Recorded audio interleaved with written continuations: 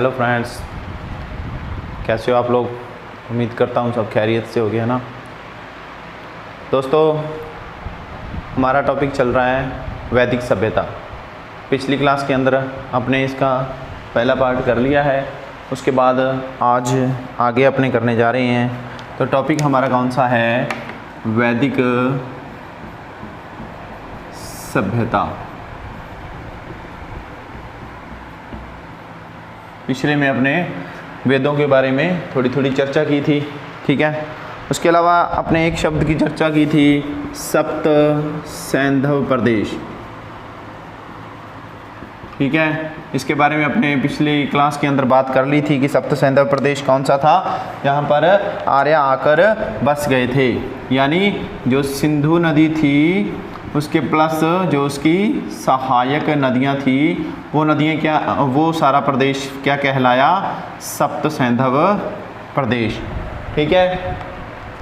अब दोस्तों, ये जो प्रदेश था, ये जो क्षेत्र था, सप्त सैंधव प्रदेश कहलाया। और आगे चलकर जो आर्य लोग थे उन्होंने इसको नाम दिया सिंधु स्थान, ठीक है। क्या नाम दिया इसको? सिंधु स्थान। और फिर उसके बाद में आगे चलकर यूनानियों ने इस शय को बोला है और इसको नाम दे दिया हिंदुस्तान, ठीक है। अब जो अपने नाम आता है हमारे देश का भारत, ठीक है। ये कुछ लोगों की मान्यता तो ये है कि भगवान श्री राम के वंशज थे, जो आगे चलकर उनके नाम से पड़ा भारत नाम, ठीक है। कुछ ये जो हमारे आर्य थे, इन आर्यों की एक जाति थी जो थी भरत, ठीक है। और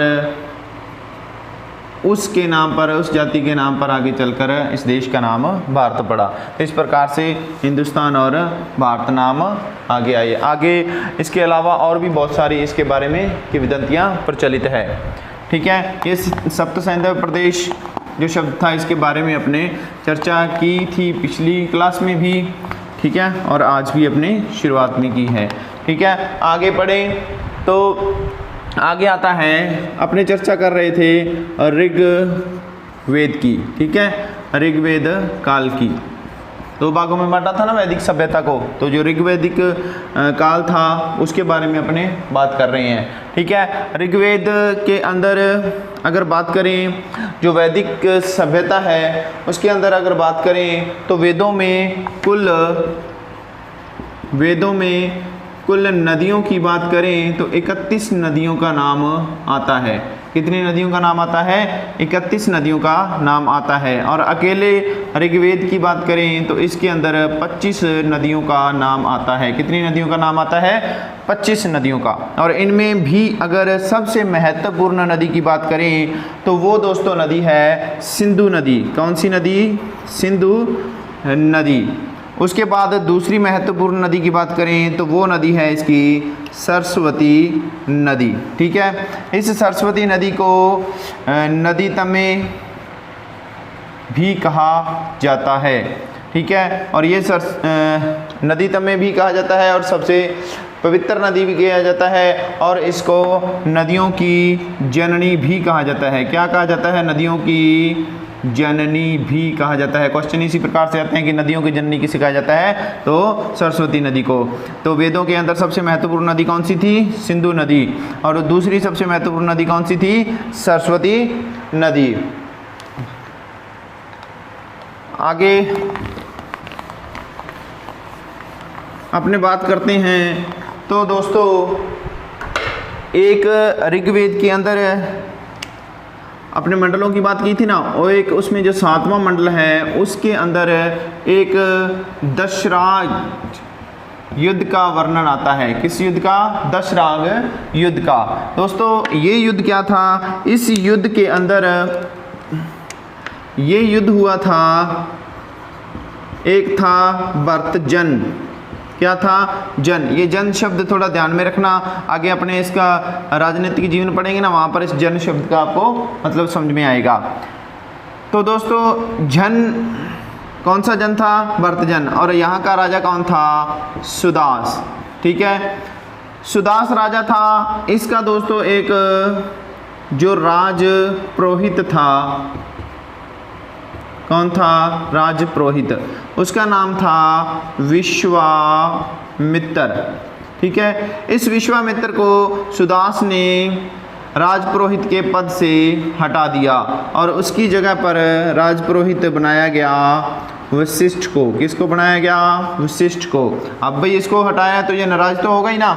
एक आपने और घटना सुनी होगी, वो चाणक्य की, कि नंदवंश के अंदर चाणक्य को जब दरबार के अंदर भेज किया गया तो वो फिर उसका बदला लेने के लिए वो चला जाता है वहाँ से और जाकर राजाओं का एक गुट बनाता है। ठीक है, और उसके बाद में चंद्रगुप्त को नेतृत्व प्रदान करता है और उसके बाद में वो बदला लेता है और नंदवंश को ख़त्म कर देता है। लेकिन यहाँ कोशिश तो इसकी भी वैसी थी। ठीक है, विश्वामित्र की। ये भी जाता है और जाकर 10 जनों का गुट बना लेता है। 10 जनों का। ये जन क्या होता था? एक छोटे छोटे क्षेत्र होते थे। ठीक है, जैसे अपने हैं ना छोटे छोटे जिले वगैरह हैं। ठीक है, उसी प्रकार से छोटे छोटे क्षेत्र होते थे जन। और इसने 10 जनों को इकट्ठा कर लिया और ये जो संगठन बनाया इसकी अध्यक्षता करवाई इसने मेघ से। ठीक है, और इस 10 जनों का जो संघर्ष होता है वो होता है सुदास के साथ। ठीक है, और उसी को नाम दिया गया है दशराग युद्ध। ठीक है, इस युद्ध के अंदर सुदास का साथ दिया था एक कबीला था जिसका नाम था श्रींजय कबीला। ठीक है, इस कबीले ने इसका साथ दिया था। ये जो युद्ध था, ये युद्ध जो लड़ा गया था रावी नदी के किनारे पर। रावी नदी या इसको कह सकते हैं, इसका दूसरा नाम है परुषणी नदी। ठीक है, इस नदी के किनारे पर लड़ा गया था। यहाँ विश्वामित्र कामयाब नहीं हो पाया और युद्ध के अंदर विजेता कौन हुआ? विजेता हुआ सुदास।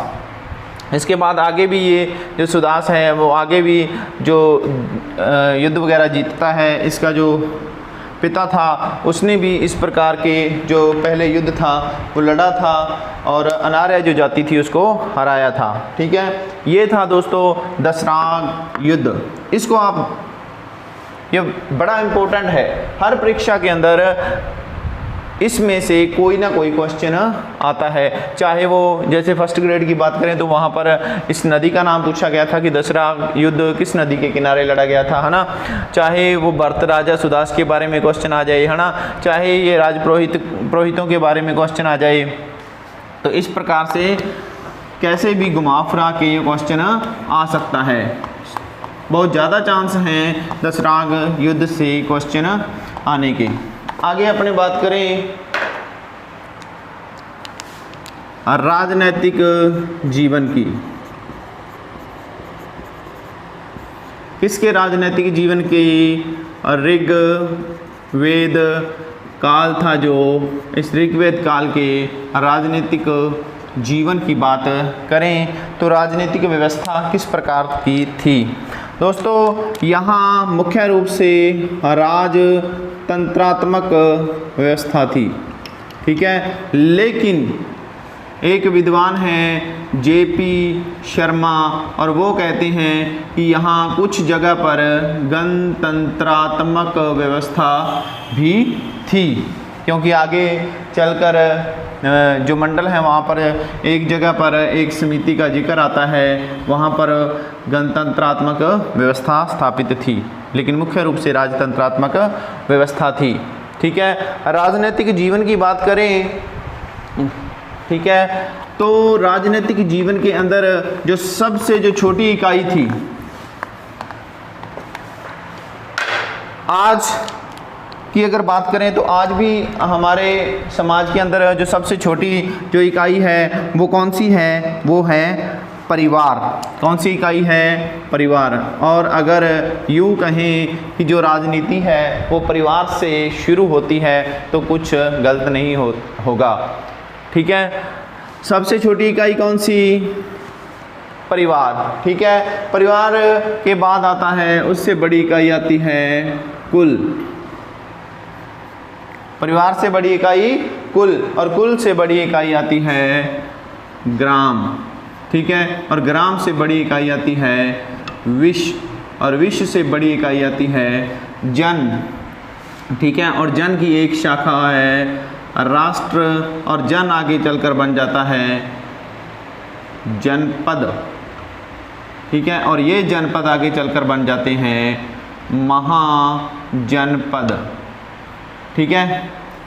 तो इसको अपने इस प्रकार से समझें कि सबसे छोटी इकाई ऋग्वैदिक काल के अंदर परिवार, और उससे बड़ी कुल, और कुलों से मिलकर बना ग्राम, और ग्रामों से मिलकर बना विश्व, और विश्वों से मिलकर बना जन, और उसकी एक इकाई राष्ट्र, और जन आगे चलकर कुछ जनों से मिलकर बना है जनपद, और जनपद आगे चलकर बन गया महाजनपद, ठीक है। यहाँ दोस्तों इसके अगर इसको अपने वर्तमान समय के अंदर अगर समझने की कोशिश करें कि आज हमारे जो वर्तमान के अंदर व्यवस्था है उसके साथ अगर इसको जोड़ के देखें ना, तो अपने यहाँ से चलते हैं। ये जो जनपद है इसका स्थान तो ले लिया है आज देश ने, ठीक है। और जनपद का स्थान ले लिया है राज्य ने, और जन का स्थान ले लिया है, कह सकते हैं, अपने जिला, ठीक है। और विश्व का स्थान ले लिया है आज अपने तहसील ने, ठीक है। और ग्राम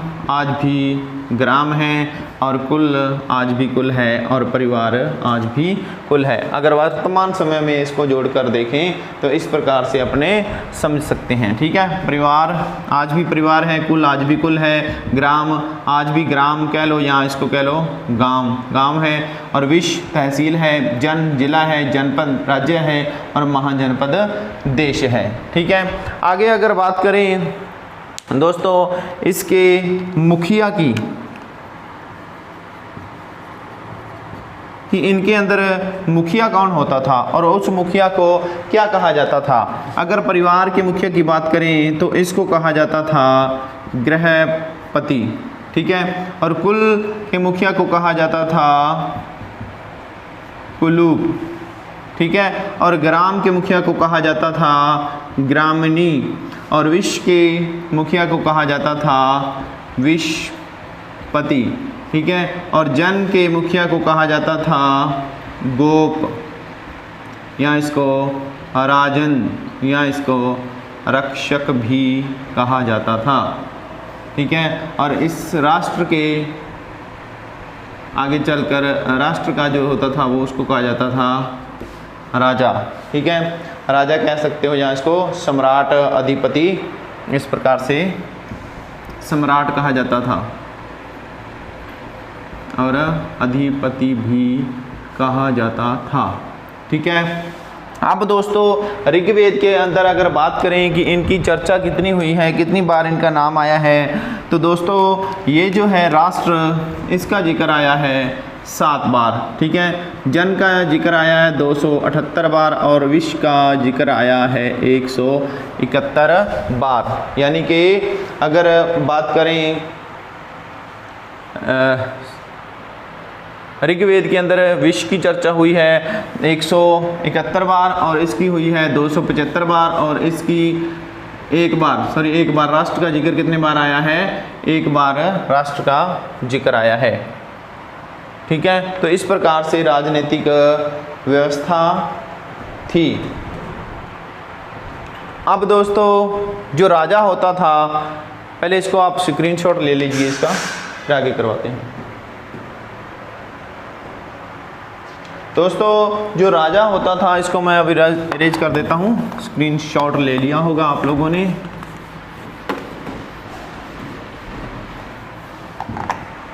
अब अगर अपने बात करें कि जो राजा होता था वो किसी भूमि का स्वामी नहीं होता था, भूमि का स्वामी नहीं होता था वो, तो फिर वो होता था एक कबीले का कह लो, ठीक है, या कुछ जनता होगी, है ना, जो समूह हो गया, उसका मुखिया होता था।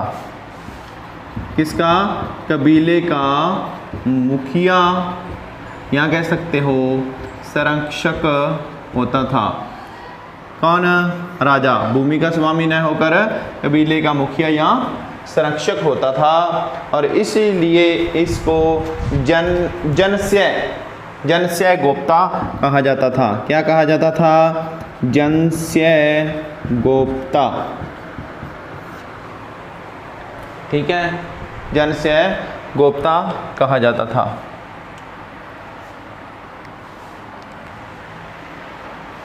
और जो राजा होता था वो उस समय सेना का स्वयं सेना के साथ युद्ध के अंदर भाग लेता था, नेतृत्व करता था स्वयं। ठीक है, और जो ज़्यादातर जो युद्ध लड़े जाते थे वो गायों के लिए लड़े जाते थे। ठीक है, और जो गाय है इसके बारे में एक शब्द आता है ऐघन्य। कहाँ आता है ये शब्द? आता है ऋग्वेद में। ऋग्वेद में गाय के लिए कौन सा शब्द प्रयुक्त हुआ है? ऐघन्य। ऐघन्य मतलब कि जिसको मारा ना जा सके, मारा ना जा सके। तो इस प्रकार से जो गाय थी उसको बड़ा अच्छा समझा जाता था, उसको मारा नहीं जाता था। ठीक है, और इसको रथी भी कहा गया है, रथी या संपत्ति भी कहा गया है। क्या कहा गया? रथी या संपत्ति। संपत्ति कैसे? क्योंकि ये जो गाय थी ये विनिमय का साधन भी थी, यानी कि व्यापार वगैरह के अंदर ये विनिमय का साधन होती थी। ठीक है, ये इसको संपत्ति बोला गया है, यानी कि जिसके पास जितनी ज़्यादा गाय वो उतना ही ज़्यादा धनवान, उतनी ज़्यादा उसके पास संपत्ति। ठीक है, इतना गाय को इतना ज़्यादा पवित्र माना जाता था ऋग्वेद काल के अंदर। उसके अलावा अगर बात करें गाय की यानी कि गऊ की, अगर गऊ शब्द की बात करें तो इस शब्द का जिक्र आता है 176 बार। कहाँ पर? ऋग्वेद में। ऋग्वेद में गाय शब्द का कितना, गऊ शब्द का कितने बार जिक्र आता है? 176 बार।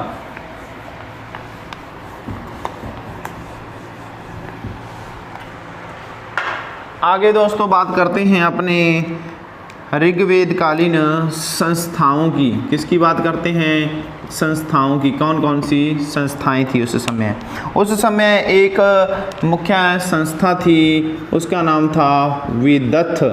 ठीक है, एक संस्था कौन सी थी? विदथ। ये दोस्तों सबसे प्राचीनतम संस्था थी ऋग्वेद के अंदर। क्या कार्य किया जाता था यहाँ पर? यहाँ पर जो सैनिक होते थे वो जो लूट का जो माल होता था, जो लूट का विभाजन होता था, उसका निपटारा करते थे यहाँ पर। कहाँ पर? विदथ के अंदर, विदथ सभा में। ठीक है, विदथ के अंदर जो संस्था थी वहाँ पर इस चीज़ का बंटवारा किया जाता था। और ये ज्ञान व विद्या से संबंधित थी। किससे संबंधित थी? ज्ञान व विद्या से संबंधित थी।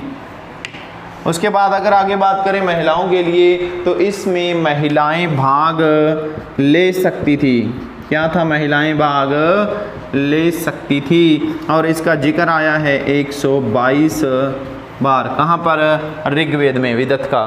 ठीक है, ये सबसे प्राचीनतम संस्था थी, सैनिक लूट विभाजन का निपटारा करते थे, ज्ञान व विद्या से संबंधित थी, महिलाएं इसमें भाग ले सकती थी और इसका उल्लेख 122 बार आया है। इस शब्द को याद रखना, महिलाएं यहाँ पर क्या है? भाग ले सकती थी। आगे इसकी जो दूसरी संस्था है वो आगे उसमें भी जिक्र आएगा इसका। दूसरी इसकी संस्था कौन सी है? वो है सभा, जो कि बहुत ही ज़्यादा महत्वपूर्ण है। यहाँ से क्वेश्चन आता ही आता है। ठीक है, ऋग्वेद के अंदर अगर बात करें इस सभा को नरिष्ठा कहा गया है। क्या कहा गया है? नरिष्ठा। ठीक है, और इसका अगर उल्लेख की बात करें तो 8 बार इसका उल्लेख मिलता है। कहाँ उल्लेख मिलता है? 8 बार इसका ऋग्वेद के अंदर। और यह एक ग्राम की संस्था थी। कौन सी? ग्रामीण या ग्राम संस्था थी। ठीक है, और यहाँ पर वरिष्ठ लोग, वरिष्ठ यानी कि बड़े लोग यहाँ पर भाग लेते थे। किसमें? सभा में। ठीक है, और यहाँ पर सामूहिक जो मसले होते थे उनका निपटारा किया जाता था। किसका? सामूहिक मसलों का निपटारा। उसके अलावा इसके अंदर महिलाएं भाग ले सकती थी और महिलाओं को कहा जाता था सभावती। ठीक है, क्या कहा जाता था? सभावती। ठीक है, सभावती कहा जाता था। तो ये थी आपकी सभा। विदथ में भी भाग ले सकती थी महिलाएं और सभा के अंदर भी भाग ले सकती थी। इसके बाद में तीसरी संस्था आती है जिसका नाम है समिति। तीसरी संस्था है समिति। ये दोस्तों राजनयिक संस्था थी। कौन सी संस्था थी? राजनयिक। और इसका जो सभापति होता था उसको कहा जाता था ईशान। समिति के सभापति को क्या कहा जाता था? ईशान कहा जाता था। और सभा के अंदर कौन से लोग सम्मिलित थे? वरिष्ठ, बूढ़े लोग, और यहाँ पर लोग शामिल थे युवा लोग शामिल होते थे, युवा वर्ग शामिल होता था।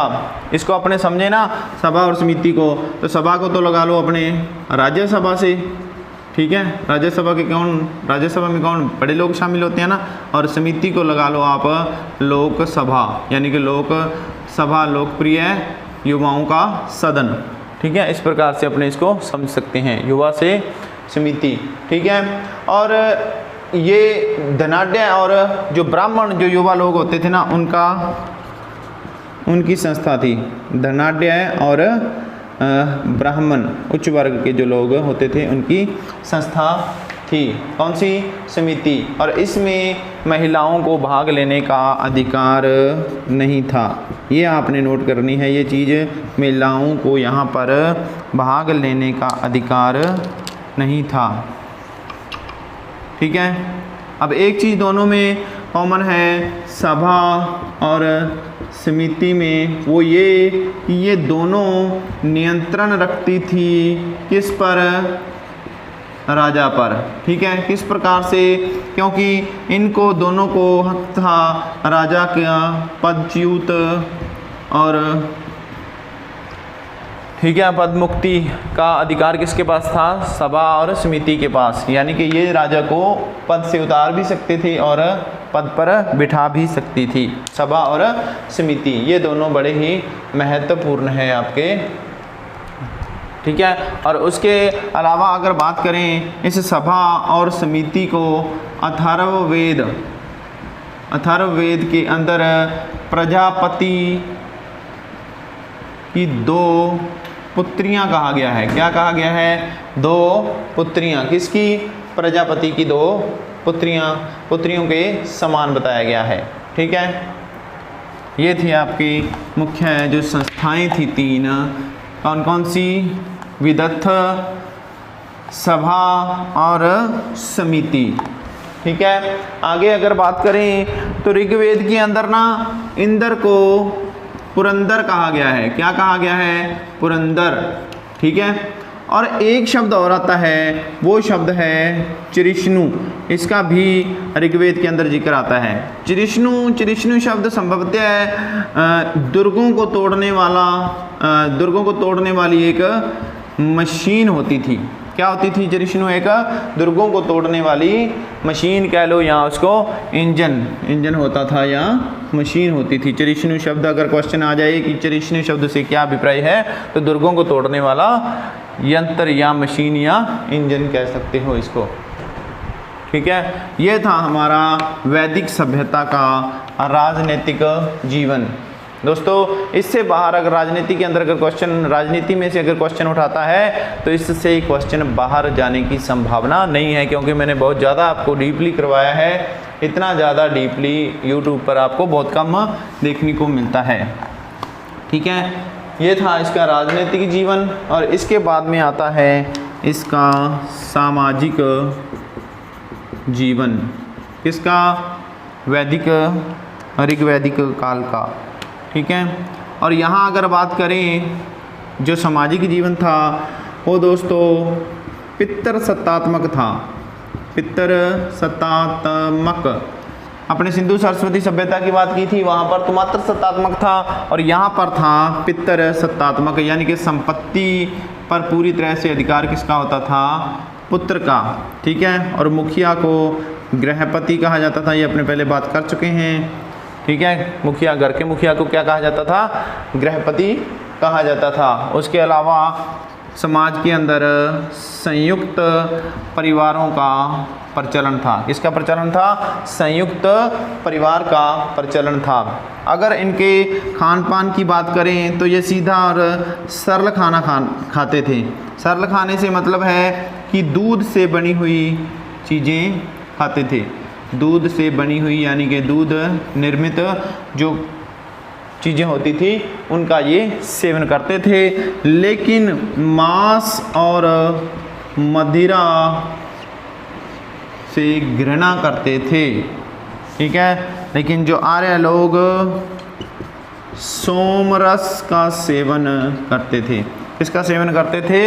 आर्य लोग सोमरस का सेवन करते थे, जो कि इनका सबसे प्रिय पेय पदार्थ था। पीने वाला सबसे प्रिय पदार्थ कौन सा था? सोम रस। ठीक है, उसके बाद में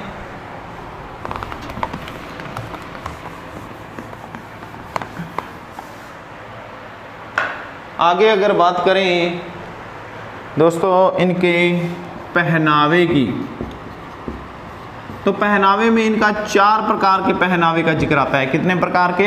4 प्रकार के पहनावे का। सबसे अगर पहले बात करें तो शब्द आता है नीवी।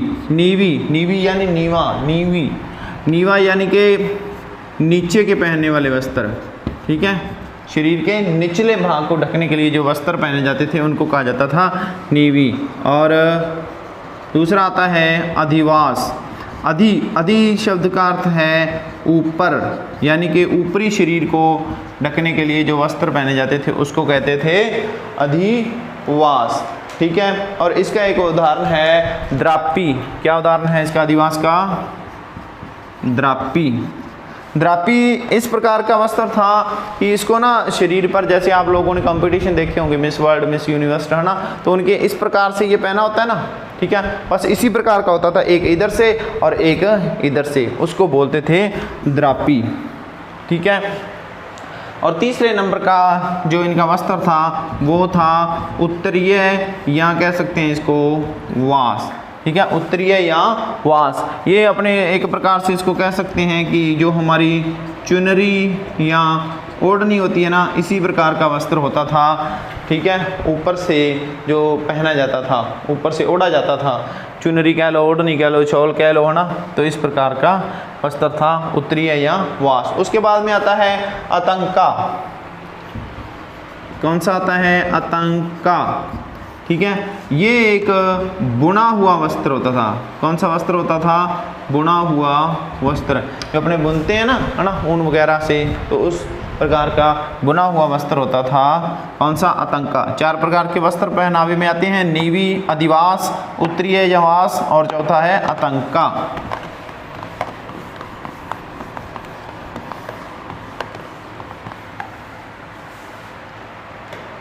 आगे अगर बात करें दोस्तों, जो धनाढ्य लोग होते थे, जो धनी वर्ग होता था, वो धनी वर्ग एक विशेष प्रकार का वस्त्र पहनता था जो कि रेशम का बना होता था। किसका बना होता था? रेशम का बना होता था, और जिसे कहा जाता था क्षोम। रेशम का बना वस्त्र धनी लोग पहनते थे, जिसे क्या कहा जाता था? क्षोम कहा जाता था। उसके अलावा सिर पर एक पगड़ी पहनते थे, जिसे क्या कहा जाता था? उसे कहा जाता था उषणीय। क्या कहा जाता था? उषणीय। सिर पर जो पगड़ी के समान पहनते थे उसे क्या कहा जाता था? उषणीय। और इस पगड़ी पर एक आभूषण पहनते थे, उस आभूषण को कहा जाता था कुंभ। क्या कहा जाता था? कुंभ कहा जाता था, जो कि पगड़ी पर एक आभूषण पहना जाता था। इसके अलावा एक शब्द आता है पेशश। कौन सा? पेशश। ये जो नर्तक या नर्तकियाँ आती थी वो पहनते थे कपड़ा, उसको बोलते थे पेशश। पेशश बोलते थे उसको। ठीक है, उसके बाद में महिलाएं एक गले के अंदर एक आभूषण धारण करती थी जिसका नाम था निष्क। कौन पहनता था इसको? महिलाएं। कहाँ पहनती थी?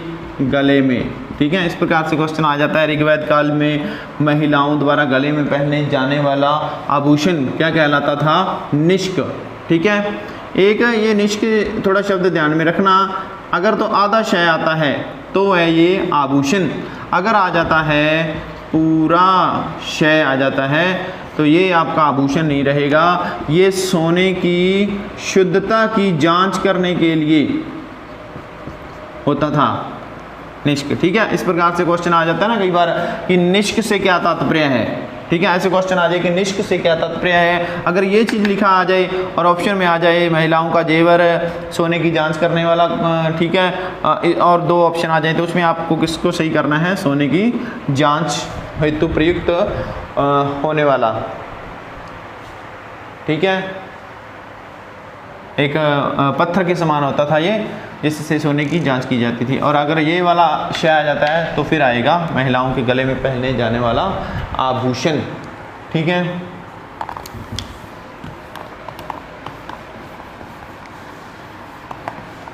आगे अगर बात करें स्त्रियों की स्थिति की दोस्तों, तो स्त्रियों की स्थिति यहाँ पर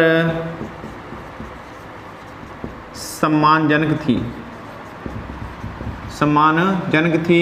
लेकिन आगे चलकर उत्तर वैदिक काल में इनकी स्थिति थोड़ी दयनीय हो जाएगी। लेकिन यहाँ पर ऋग्वैदिक काल में बात करें तो इनकी स्थिति सम्मानजनक थी। किनकी? स्त्रियों की। ठीक है, और इनको पुरुषों के समान लगभग जो अधिकार थे वो प्राप्त थे, और इनका भी उपनयन संस्कार प्राप्त था।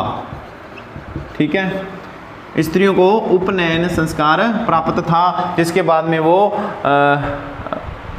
जो आश्रम थी उसको ज्वाइन कर सकते थे उपनयन संस्कार के द्वारा। अब आश्रम में गुरुकुल में जाकर शिक्षा ग्रहण कर सकती थी स्त्रियां। गुरुकुल में जाकर ये उपनयन से शुरू होता था। ठीक है, अब जो स्त्रियां वहाँ पर जाकर शिक्षा ग्रहण करती थी और जो महिलाएं 16 वर्षों तक ब्रह्मचर्य का पालन करती थी, जो महिलाएं 16 वर्षों तक आश्रम में रहकर ब्रह्मचर्य का पालन करती थी और उसके बाद में गृहस्थ जीवन के अंदर प्रवेश करती थी, उनको कहा जाता था सदवद वधू। ठीक है, उसको क्या कहा जाता था? सदवधू, जो कि 16 वर्ष तक शिक्षा प्राप्त करती थी और उसके बाद में गृहस्थ जीवन के अंदर प्रवेश करती थी। क्या कहलाती थी? सदवधू। और ऐसी महिलाएं जो आजीवन ब्रह्मचर्य का पालन करती थी और गुरु के आश्रम में रहकर ही लगातार ज्ञानार्जन या ज्ञान प्राप्त करती थी, तो इन महिलाओं को कहा जाता था ब्रह्मचारिणी। ठीक है, जो तो 16 वर्ष तक शिक्षा प्राप्त करती और बाद में गृहस्थ जीवन में आ जाती, उनको तो सदवधू कहा जाता। जो आजीवन सारी उम्र पूरा जीवन यापन वहीं कर देती थी ज्ञान प्राप्त करने में, उनको क्या कहा जाता था? ब्रह्मचारिणी, और साथ में ब्रह्मचर्य का पालन करती थी। ठीक है, उसके बाद में अगर कोई महिला आजीवन अविवाहित रहती थी परंतु ब्रह्मचर्य का पालन नहीं करती थी, तो उसको कहा जाता था अमाजू। ये तीनों शब्द आपने ध्यान में रखना है कि जो तो 16 वर्ष तक शिक्षा ग्रहण करती और उसके बाद में वापस गृहस्थ जीवन में आ जाती, तो वो तो क्या कहलाती? सदवधू। जो आजीवन आश्रम में रहती, गुरुकुल में रहती और ब्रह्मचर्य का पालन करती, वो ब्रह्मचारिणी। और जो आजीवन अविवाहित रहती लेकिन ब्रह्मचर्य का पालन नहीं करती, वो कहलाती थी आमाजू। ठीक है, तो ये तीनों शब्द ध्यान में रखना।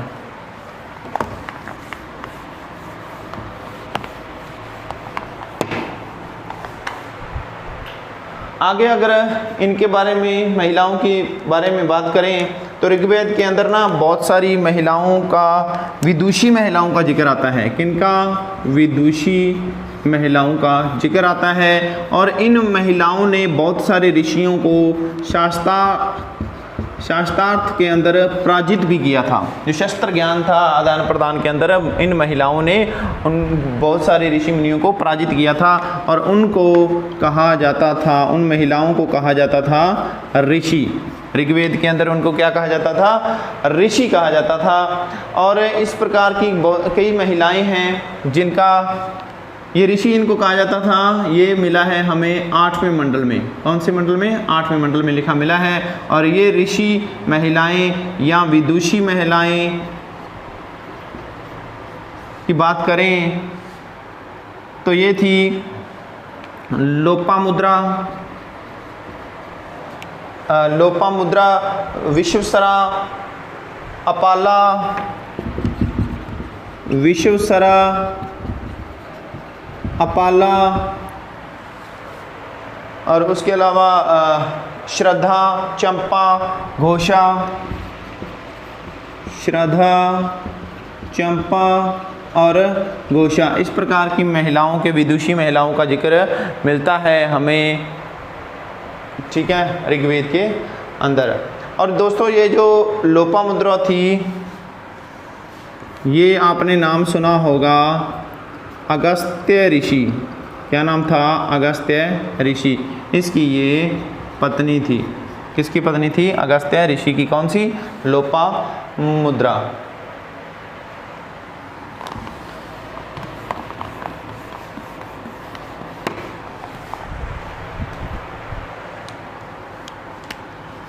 शतपथ ब्राह्मण के अंदर जो शतपथ ब्राह्मण है, शतपथ ब्राह्मण किसका है? यजुर्वेद का, यजुर्वेद का है ना। इस शतपथ ब्राह्मण के अंदर पत्नी को अर्धांगिनी कहा गया है। क्या कहा गया है? अर्धांगिनी, ठीक है।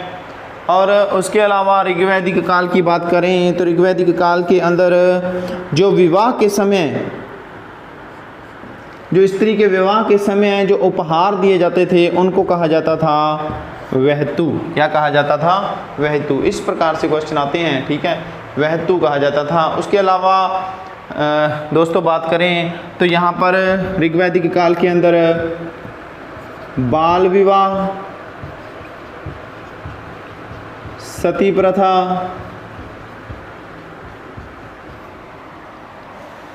बाल विवाह, सती प्रथा और पर्दा प्रथा, इनका कहीं कोई ज़्यादा कोई जिक्र नहीं मिला है। लेकिन एक प्रथा आती है नियोग प्रथा, इसका जिक्र मिला है। नियोग प्रथा वो होती है जिसके अंदर एक स्त्री का पति या तो वो नपुंसक हो जाए या किसी भयंकर बीमारी से पीड़ित हो जाए या वो विदेश चला जाए, ठीक है। इन कुछ स्थितियों के अंदर उस महिला को अपना वंश आगे चलाने के लिए अपने पति के जो कुल होती है या वंश होता है उसी में से किसी के साथ वो संभोग करके अपना जो है पुत्र वगैरह प्राप्त करती है, ठीक है। दोस्तों ये था हमारा वैदिक सभ्यता का राजनैतिक और सामाजिक जीवन, राजनैतिक सामाजिक जीवन और उसके अलावा महिलाओं की, स्त्रियों की स्थिति, ठीक है। उम्मीद करता हूँ आप लोगों के समझ में आया होगा, ठीक है। तो दोस्तों आगे अगले जो हमारा जो टॉपिक होगा वो होगा वर्ण व्यवस्था। कौन सा होगा? वर्ण व्यवस्था। वर्ण व्यवस्था के बारे में अपने पढ़ेंगे। ऋग्वैदिक काल के अंदर जो वर्ण व्यवस्था थी, जो 4 आश्रम वगैरह थे, उनके बारे में पढ़ेंगे, ठीक है। तो आज की क्लास यहाँ तक ख़त्म होती है। उम्मीद करता हूँ आपको पसंद आई होगी। आगे से आगे इसको ज़्यादा से ज़्यादा शेयर कीजिए, सब्सक्राइब करवाइए ज़्यादा से ज़्यादा से। बहुत बहुत धन्यवाद।